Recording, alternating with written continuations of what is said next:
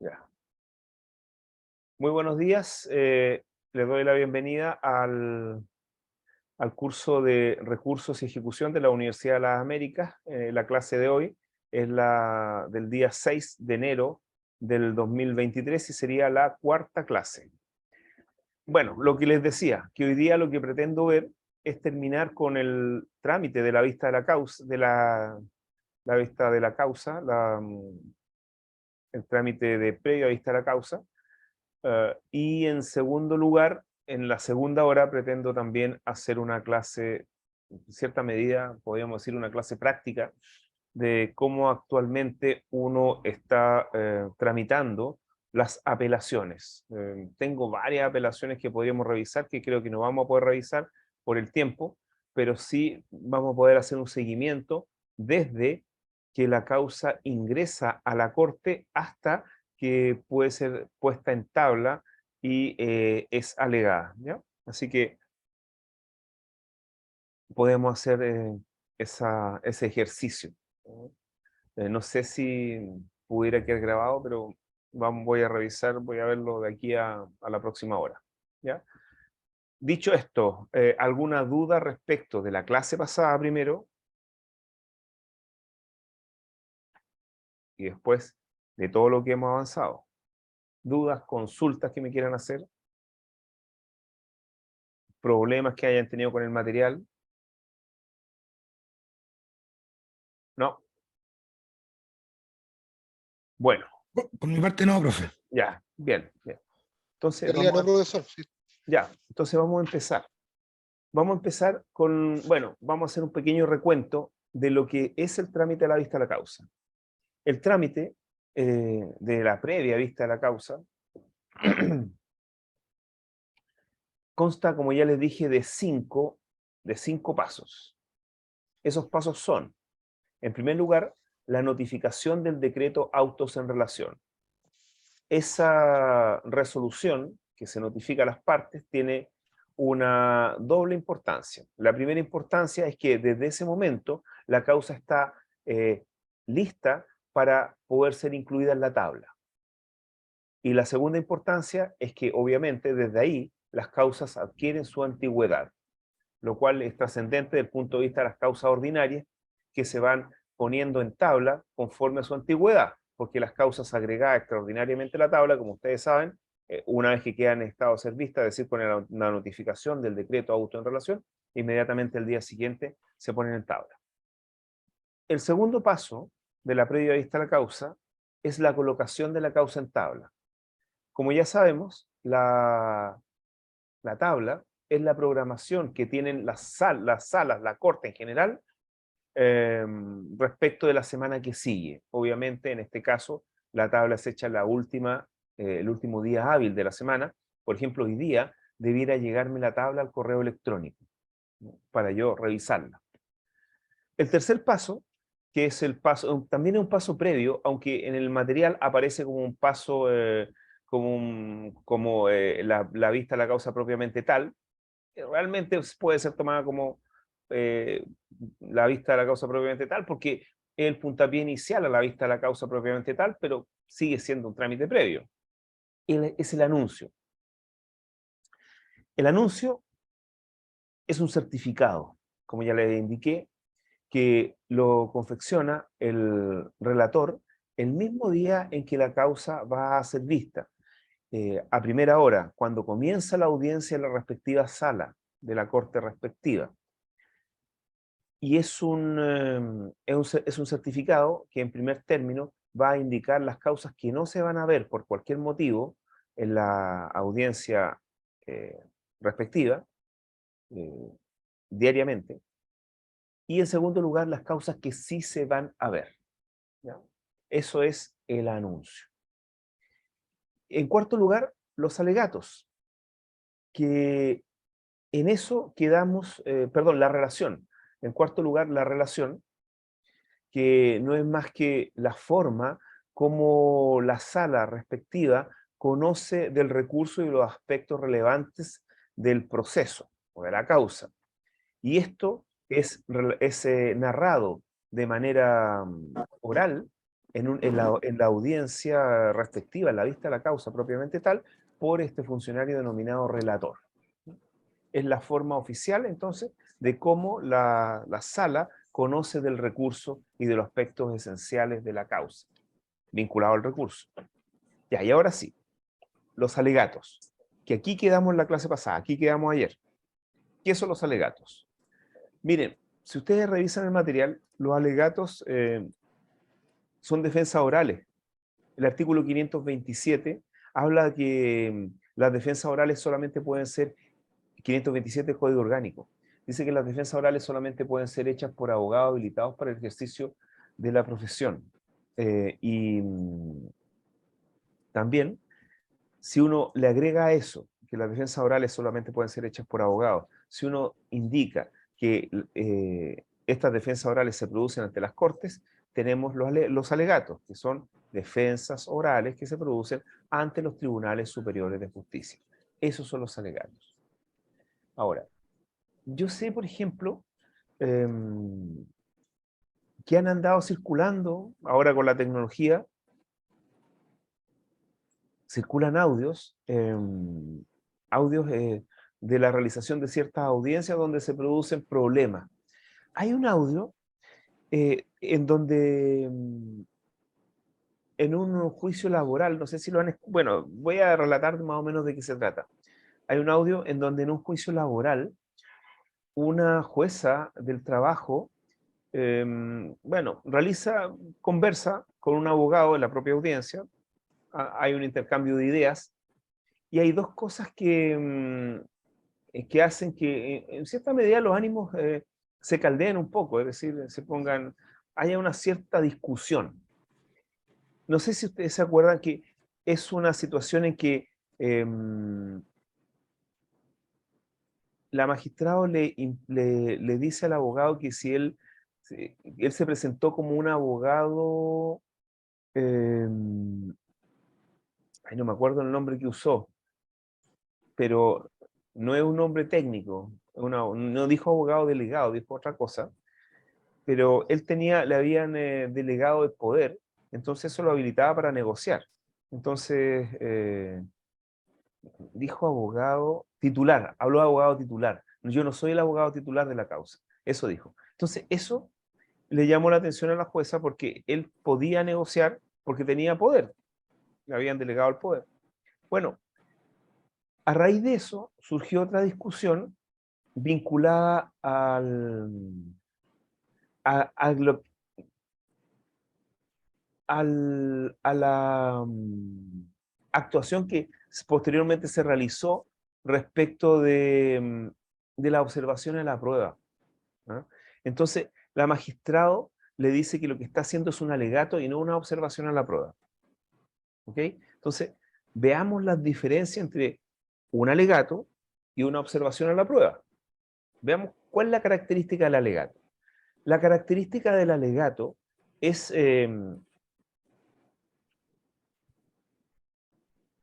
más que nada hacer una defensa del recurso que se está presentando que se presentó ante el tribunal de primera instancia, en este caso la apelación, es la defensa de esa postura jurídica manifestada en el recurso.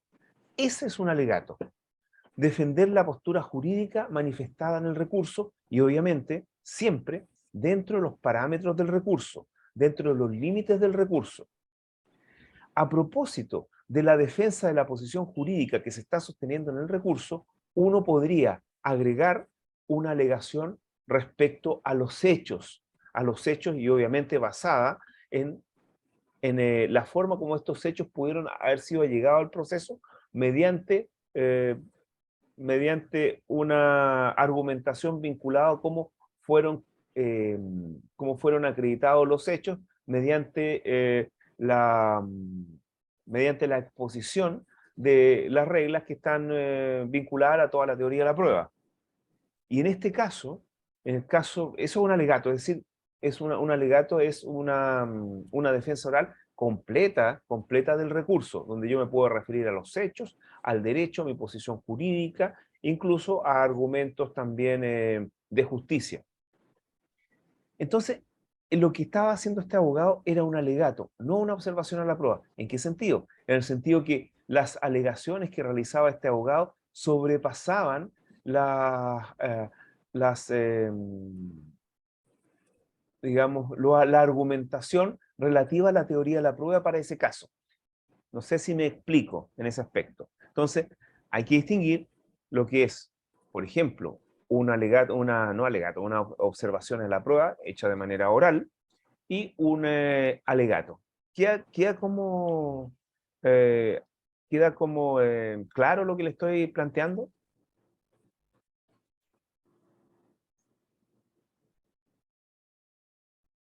¿o no? Parece, si no dicen nada, entiendo Sí, que no queda claro. profesor, lo entiendo entonces de que Ya, siempre me ¿sí? tengo que referir, si estoy alegando, me tengo que referir al recurso y quizás algunas partes de los hechos para explicar mejor a la Corte el punto. Si voy a presentar nuevas pruebas, no sería. No es el momento, al parecer.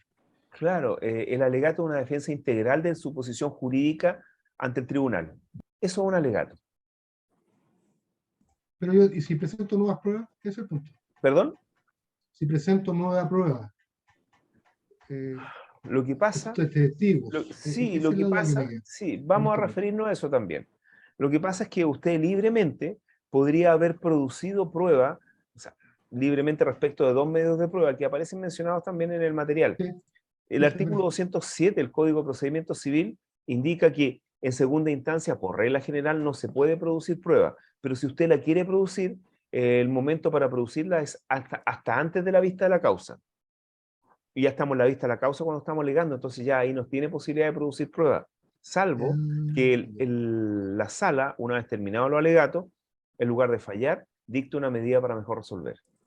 Pero la prueba que se puede rendir libremente en segunda instancia sería la confesional provocada y la documental, pero siempre Perfecto. hasta antes de la vista de la causa, es decir, hasta antes que yo entre a alegar, principalmente. Perfecto. ¿Ya? Perfecto. Ok. En resumen, profesor, entonces me tengo que centrar en el recurso que presenté y en algunos hechos que a lo mejor ya fueron relatados o no por el relator de cuenta. Se llama No, así, no, ¿no? de Relator cuenta, de. el relator de cuenta es otra cosa. El relator que Sí, hizo la relación respecto al recurso. ya, ok, se llama relator nomás, no tiene apellido. Relator, claro, claro. Ya, ok. Ahora, ojo, bueno, em, la cuenta es el despacho de estos asuntos de mero trámite que realiza en general en las cortes que tienen hartas salas, la primera sala, la cuenta.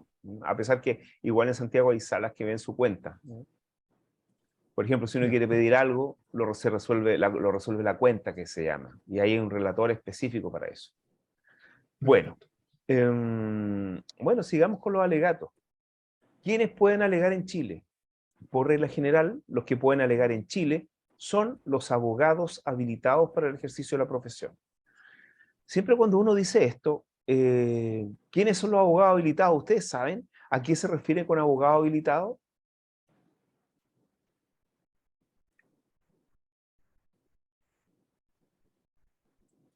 Las cosas siempre son más sencillas de lo que uno cree. Los ¿Ostenta abogados, el título de abogado? ¿perdón? El que ostenta el título de abogado otorgado por la Suprema No, y que no tiene habilitado. ahí sí. O sea, uno tiene que ser abogado y no tiene que estar inhabilitado. Así de sencillo. Pero entiendo que también debe estar presentado su título en la corte. ¿Está bien? No, está mal, porque lo que pasa es que la Corte, como la Corte Suprema, otorga los títulos. En Chile, la profesión de abogado tiene muchas protecciones. Una de esas protecciones es la publicidad. Para saber si uno es abogado es muy sencillo. La persona puede consultar en la página web del Poder Judicial en la sección de abogados. Es muy sencillo actualmente en Chile. Entonces hay un registro oficial que lo mantiene la Corte Suprema y puede ser consultado online o incluso presencialmente también se puede consultar en la oficina de títulos y grados, creo que se llama la oficina de la Corte Suprema respectiva. Sí, claro, si la duda es cuando dice habilitado, yo lo Ya, puedo tomar por dos formas. Habilitado por la corte para poder alegar no. o No, no, no, habilitado no, por la, no, la Corte Suprema para... no, Ok, no, no, no, no, ya, no, ok. no. Miren, bueno, primero el título de abogado ya saben que tiene esa protección respecto de la publicidad que hay en la página web del Poder Judicial. Cero problema. Esto no siempre existió. No siempre existió esto. Esto de la página web. Antes la forma de saber si una persona... ¿Perdón? Va a pasar al baño acá. ¿Alguien dijo algo? Bueno, antes la forma de saber si una persona era abogado era ir directamente a la Corte Suprema y preguntar. Antes de la habilitación de la página web, que eso fue, no sé, esto debe llevar unos 10 años, más o menos, 10 años. La habilitación de la página web como está ahora, más o menos, del Poder Judicial. Entonces, hace como 10 o 15 años no había tanta transparencia en saber quién era abogado o no. Entonces, existían muchas personas que se hacían pasar por abogados y que, bueno, estafaban a las personas. Bueno, ¿quién es el abogado habilitado? Muy sencillo, el abogado habilitado es aquel que no está inhabilitado. Eso parece de perogrullo, pero no es tan de perogrullo, no es tan evidente, porque un abogado puede estar inhabilitado por dos razones. Uno, por una sanción penal, que generalmente es una sanción secundaria o accesoria a la sanción penal principal, que generalmente es la inhabilitación para cargo u oficio público o profesión titular durante el tiempo que dura la condena. O sea, uno es el caso de una sanción penal. Y el segundo caso es por una sanción disciplinaria, aplicada principalmente por un tribunal, ya sea cualquier tribunal, la Corte Suprema, un tribunal generalmente, los juzgados de garantía aplican mucho estas sanciones respecto a abogados que defienden a los imputados y no asisten a una audiencia de manera eh, injustificada. Esto se encuentra tratado en los artículos 286 y 287 del Código Procesal Penal para que lo revisen. Entonces, la inhabilitación puede venir por una sanción penal o por una sanción administrativa, administrativa y disciplinaria. El registro de abogados sancionados se encuentra también en la página del Poder Judicial. Cuando ustedes revisan quién es abogado, inmediatamente va a haber una pestaña que ustedes pueden pinchar y pueden ver si el abogado está inhabilitado y por cuánto tiempo. Esta página es consultada generalmente por los ministros de fe cuando autorizan un poder a un abogado. ¿Ya?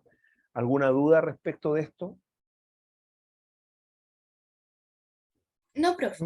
Ya, sigamos entonces. A ver, ¿qué ocurre con los alegatos? Ya sabemos quién los puede hacer, pero tenemos que hacer una pequeña distinción. Ya sabemos que los abogados habilitados para el ejercicio de la profesión pueden alegar ante las cortes en general, es decir, cortes de apelaciones, Corte Suprema.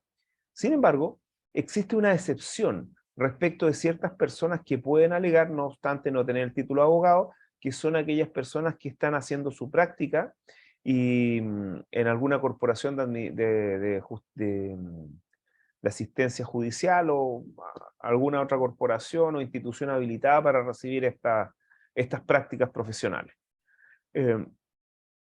Y estas personas, que se denominan postulantes, pueden alegar, pero solamente ante las cortes de apelaciones y la Corte Marcial. No pueden alegar ante la Corte Suprema. Ante la Corte Suprema solamente pueden alegar abogados habilitados para el ejercicio de la profesión. Bueno, estamos dentro del campo de la apelación.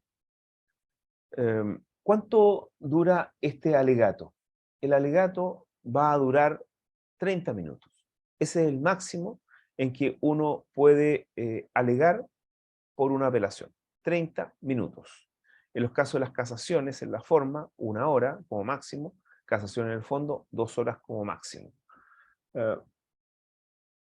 Vamos a analicemos la ritualidad para alegar. ¿Qué necesito para alegar? ¿Qué voy a necesitar para alegar?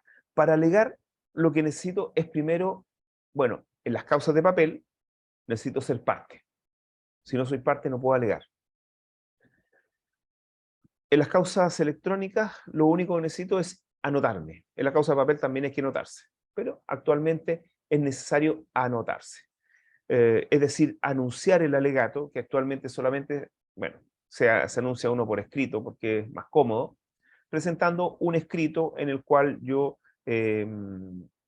señalo en qué causa quiero alegar y la duración de mi alegato y la forma como voy a alegar. Tratándose de los recursos de apelación, principalmente hay tres formas en las cuales yo me puedo presentar para alegar. La primera forma es revocando el fallo de primera instancia. ¿Qué significa revocar? Significa que la decisión principal del fallo debe ser revocada, es decir, debe ser dejada sin efecto, por una razón de justicia, una razón de fondo. También puede ser una razón de forma, porque recuerden que a propósito del recurso de apelación, uno también puede reclamar la nulidad procesal respecto de la sentencia. Ok. La primera fórmula es alegar entonces revocando el fallo, que lo que significa es dejar sin efecto la decisión principal del fallo. ¿Cuál es la segunda forma de alegar? De inscribirse para alegar. La segunda forma para inscribirse en el alegato es modificando el fallo. ¿Qué significa esto? Si yo quiero modificar el fallo, significa que yo estoy conforme con la decisión principal que contiene el fallo, pero no estoy de acuerdo con lo accesorio al fallo o lo accesorio al fallo principalmente. Les pongo un ejemplo. Si yo alego, por ejemplo, por la resolución de un contrato, el tribunal, en la sentencia, el juzgado de primera instancia, la sentencia definitiva, otorga la resolución del contrato, pero me da una indemnización inferior a la que yo estoy solicitando, por ejemplo. Si estoy solicitando 10 millones, me da 1 millón. Entonces yo lo que quiero con mi apelación es que se confirme el fallo en lo principal, pero que se modifique en lo accesorio, es decir, que eleve la indemnización, por ejemplo. Eso es modificando el fallo, modificando.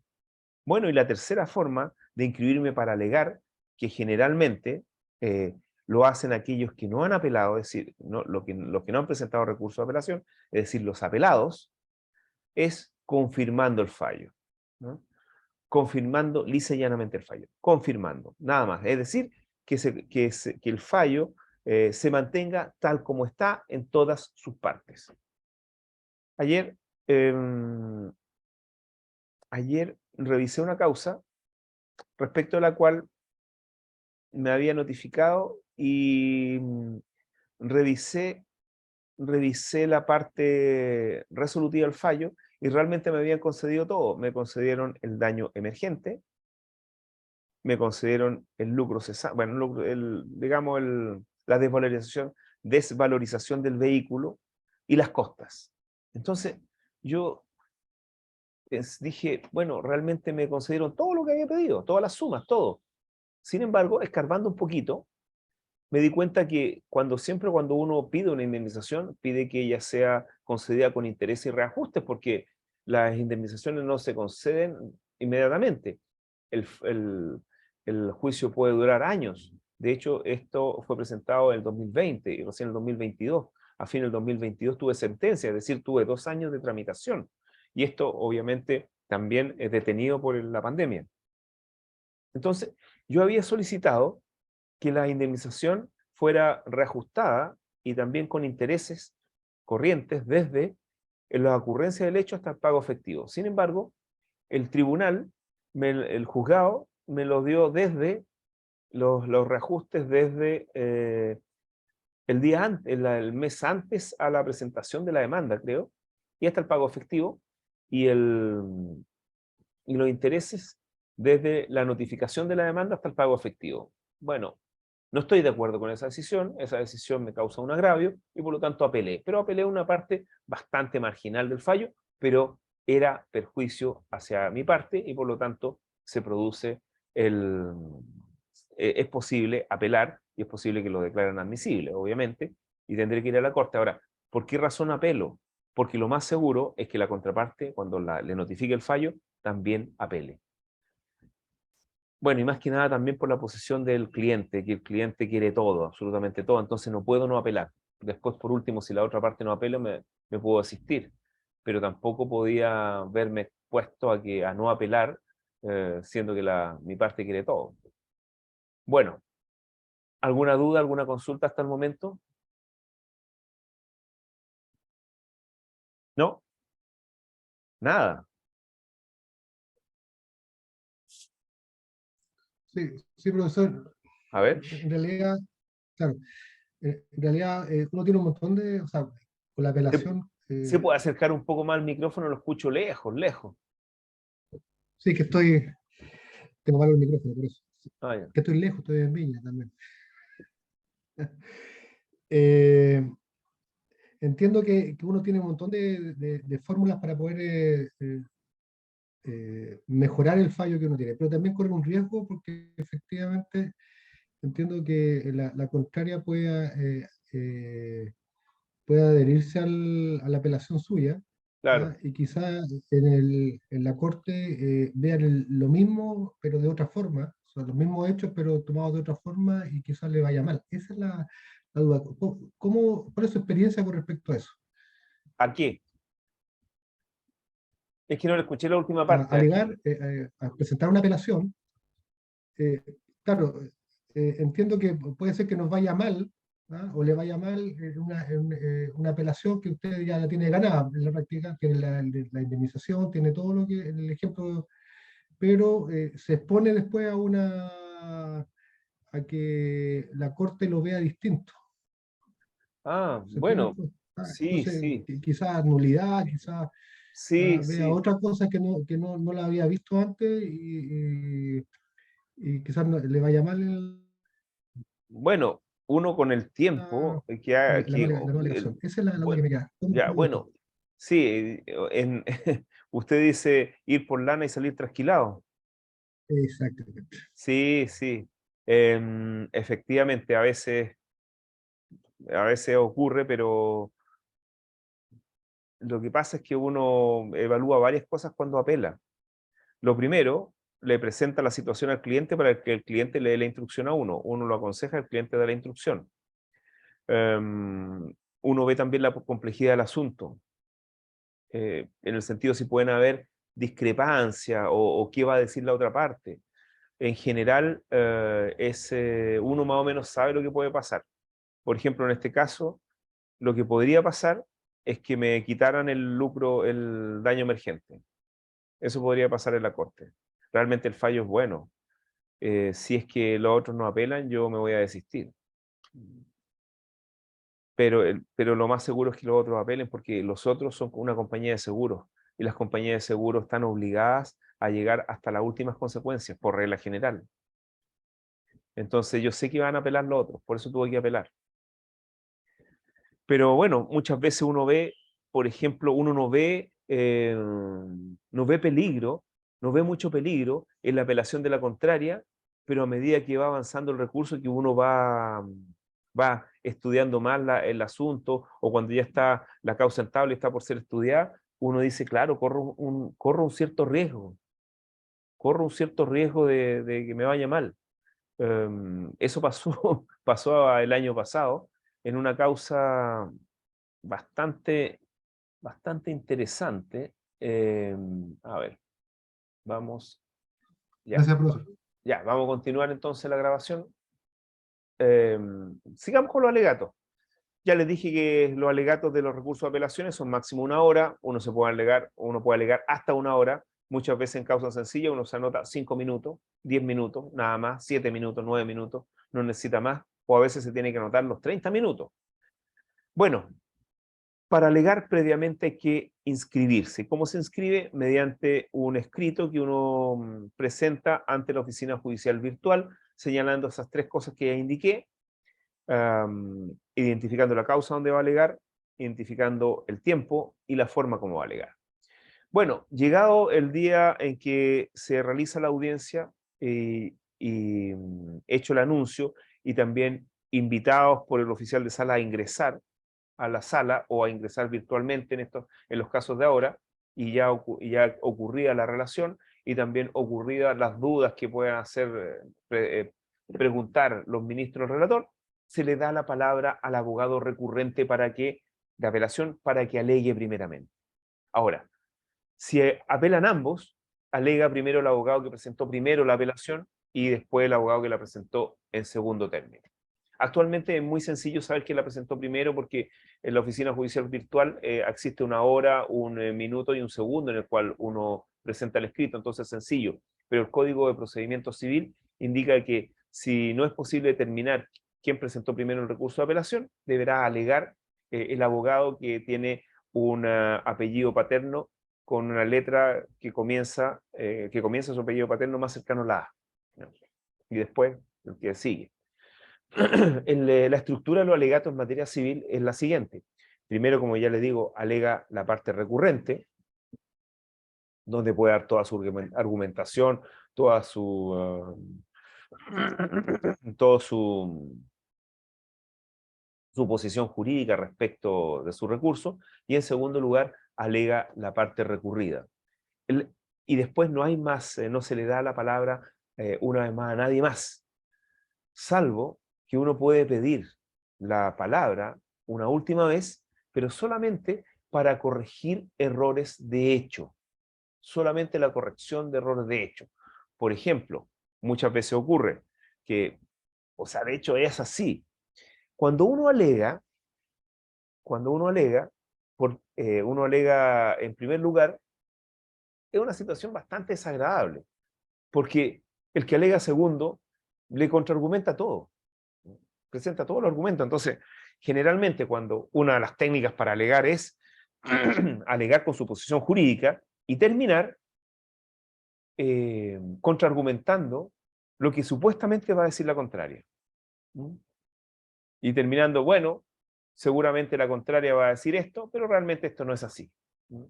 Por esto, esto y esto. ¿Ven? Esa sería la forma de alegar desde el punto de vista de la litigación, si es que uno tiene que alegar primero. Porque el que alega segundo, ya saben, va a contraargumentar todo y ya no hay posibilidad más que errores de hecho. Y en este aspecto, si uno alegó primero y el que alegó después comete un error de hecho, por ejemplo, decir que, a ver, un error, algo de hecho, decir que el testigo tanto dijo tal cosa, y uno como estudió toda la causa, el testigo no dijo tal cosa, entonces su señoría, ilustrísima, esa otra cosa, que uno tiene que solicitar permiso para pedir la palabra, voy a corregir un error de hecho, efectivamente, Afojas tanto declaró tal testigo, pero no dijo eso. Si me permite la sala, voy a señalar textualmente lo que dijo, y le puedo poner 2 puntos, abre comillas, etc. Y eso está, por ejemplo, a folio tanto, en la foja tanto, y lo puede revisar su señoría ilustrísima, etc. Bueno, esa es la estructura de los alegatos. ¿Alguna duda, alguna consulta sobre esto? Hay muchas cosas que decir, seguramente ustedes no van a tener ninguna duda ahora, pero seguramente en 5 años, en 10 años más, cuando tengan que alegar por primera vez o cuando tengan que alegar por tercera, cuarta, quinta vez, etcétera, van a decir a ver cómo se hace esto. ¿Dudas, consultas?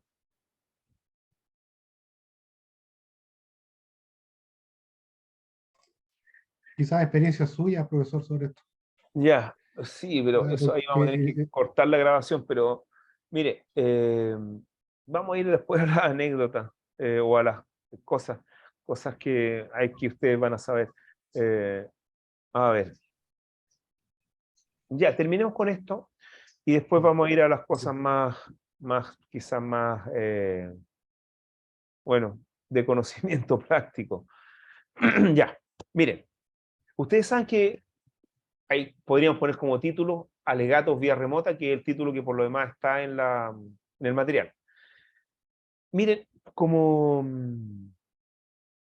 fruto pero realmente es un fruto, de la pandemia que sufrimos desde el año 2020 en adelante, que hizo que todos nos encerráramos durante gran parte del año 2020 y una parte del año 2021, y que hizo que las personas tuvieran que trabajar por vía remota, y que hizo que tengamos estas clases, con las virtudes y los defectos de estas clases, pero vamos a las virtudes. Si esto, imagínense, yo estoy aquí en mi oficina, ustedes pueden estar en cualquier parte de Chile recibiendo una clase directamente, sincrónica. También uno puede hacer clase asincrónica, es increíble, es decir, uno puede grabar cuando uno quiera y puede subir la clase, y ustedes la pueden ver donde quieran y cuando quieran, o escucharla, etc. Esto es maravilloso desde ese aspecto. Tiene sus defectos, pero bueno. Bueno, fruto entonces de la pandemia, se dictó una ley en abril del año, no, perdón, en marzo del año 2020, que es la 21.226, que reguló la forma como el Poder Judicial iba a afrontar la pandemia, y entre ello con la tramitación virtual, entre ello con la mayoría, con todos sus funcionarios trabajando desde la casa y realizando audiencias virtuales. Y se reguló esto de los alegatos vía remota, pero durante la pandemia. Durante la pandemia también se complementó esta ley 21.226 con autos acordados que actualmente se denominan actas. Y bueno, la pandemia ya está terminando.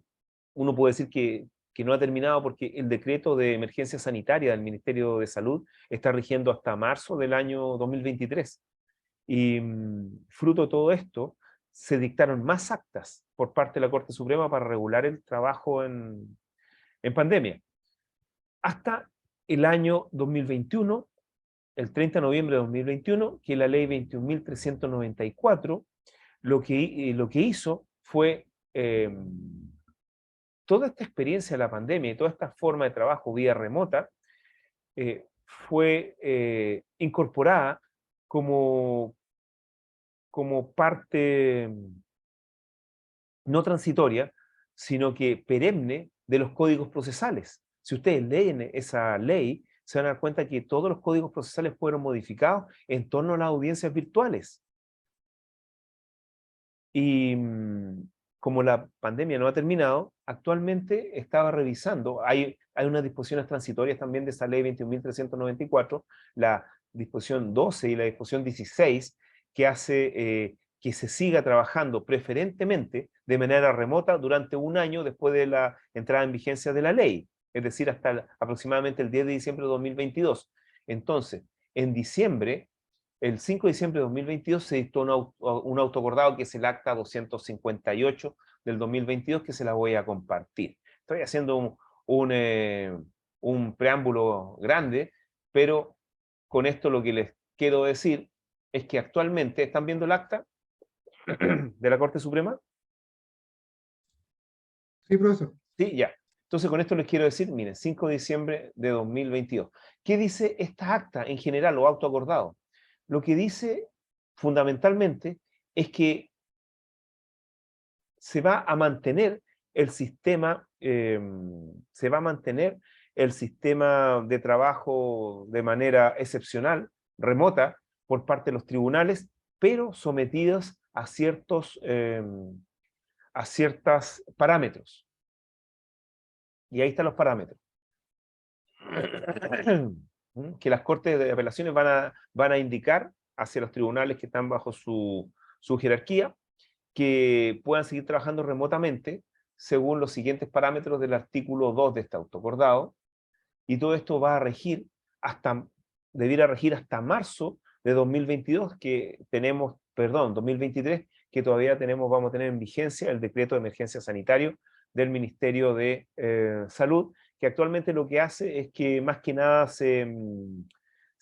que las normas de cuidado sanitario sean en cierta medida no tan obligatorias, sino que más bien voluntarias. Bueno, ustedes lo pueden leer, se los voy a subir a la página para que ustedes lo revisen. Pero fundamentalmente dice eso, que las cortes van a tener que seguir prefiriendo el trabajo a distancia, mientras dure la emergencia sanitaria, y bueno, en marzo seguramente se va a dictar otro autoacordado. Pero, y aquí viene lo importante, no obstante eso, como yo les dije, la ley 21.394, toda la experiencia en pandemia respecto del trabajo virtual lo plasmó en disposiciones que son permanentes de los códigos. Y tenemos que referirnos a la disposición permanente del código, que es el artículo 223 bis, que establece la posibilidad de que cuando tengamos normalidad se puedan realizar alegatos vía remota. Y creo que ustedes esto ya lo vieron, porque es parte de la materia que dije que leyeran. Entonces, por ejemplo, una de las disposiciones más con la que más hay que tener cuidado es esta disposición que para solicitar alegatos remotos uno tiene que solicitarlo con 2 días de anticipación a la vista de la causa. Esto ha sido aplicado por la Corte de Apelaciones de Santiago, en donde si uno no solicita los alegatos virtuales no se los van a dar, y uno tiene que alegar de manera presencial. ¿Qué significa esto? Significa que en ciertas salas, por lo menos la Corte de Apelaciones de Santiago, la regla general son los alegatos presenciales, es decir, como siempre ha sido, es decir, hay normalidad, y uno excepcionalmente puede pedir los alegatos virtuales. Ahora, estos alegatos virtuales, uno también tiene la carga procesal de individualizarse. ¿Individualizarse en qué sentido? Individualizarse en cuanto a enviar previamente el RUT, la cédula de identidad, para que se pueda contrastar antes de que uno alegue. En algunas cortes, por ejemplo, esto se cumple con al principio de la audiencia, uno tiene que individualizarse, y ya queda individualizado, muestra el carnet a la cámara, y con eso es suficiente. Ahora, la otra cosa es que uno tiene que señalar un medio de contacto idóneo para el caso en que la conexión no se produzca, o en el caso que la conexión se caiga, etc. Y para ello uno señala un celular y su correo electrónico, eso también con 2 días de anticipación. La Corte tiene la obligación de hacer 3 intentos de conexión. Luego de esos 3 intentos de conexión, estamos indicando los intentos de conexión conjuntamente con llamar al abogado si es que no se ha conectado, o escribirle un correo. A raíz de esto, bueno, también la carga respecto a tener los medios tecnológicos, si uno se inscribe para alegar de manera virtual, es obviamente la parte. Uno tiene que señalar, tengo los medios tecnológicos idóneos. Bueno, y por último, el inciso quinto de este artículo 223 bis del Código de Procedimiento Civil señala la posibilidad de solicitar un entorpecimiento en los casos en que uno no se pueda conectar. Y ahí verá la Corte si acoge el entorpecimiento, y en el caso de acogerlo, verá el día en que continúa la audiencia. Bueno, son las 9:39. Vamos a hacer un alto de 15 minutos, y luego vamos a volver con seguramente alguna anécdota. ¿Ya? Nos vemos.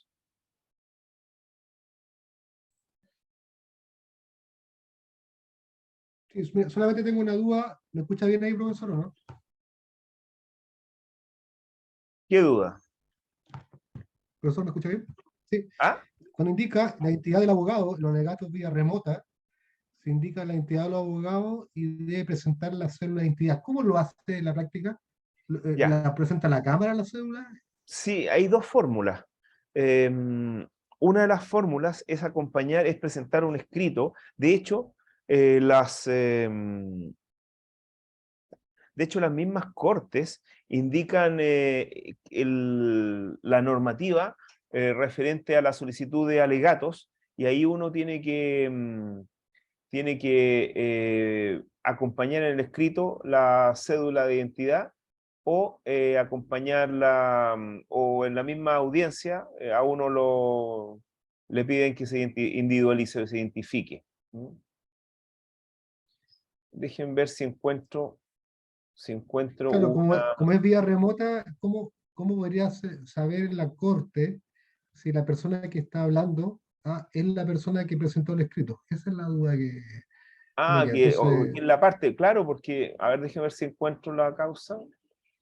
A ver, esto es una causa civil. Esta justo parece que es. Ah, pero es en la corte. A ver, vamos a ver. Veamos. Veamos. Ujú. A ver. Acá está. Acá está. A ver, vamos a ver. Ya, vamos a compartir la pantalla.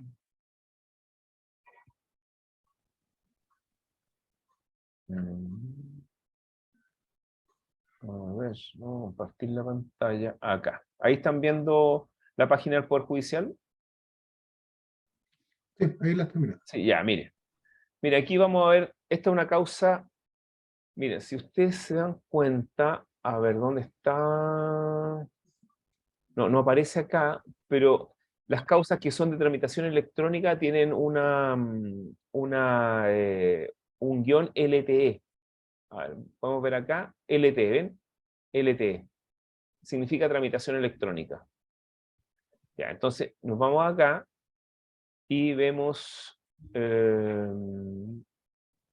acredita abogado. A ver. Y podemos ver, se anuncia para alegar. Aquí, a ver, se hace parte de alegato. Puede ser que sea este. A ver. No, no, no, aquí, acá está. Ahí, dando cumplimiento a lo señalado en el artículo 5 del acta, etcétera, se acredita la calidad de abogado de. ¿Ven? Ahí está. Se acreditó la calidad de abogado. A ver, vamos a ver cómo se hizo. Si se hizo mediante este escrito. Claro, ahí está. Miren, se dan cuenta que en el escrito aquí anunciaron el alegato y acompañaron la copia de la cédula de identidad para cumplir con el acta y cumplir con la ley. Y ahí está, se anuncia para alegar, pero no está cargando. Ahí está. Y ahí está, miren. Ahí está, ¿ven? Ahí Perfecto. él presentó su cédula de identidad y ahí se anunció. ¿Ven? ¿Ven? Así se hizo.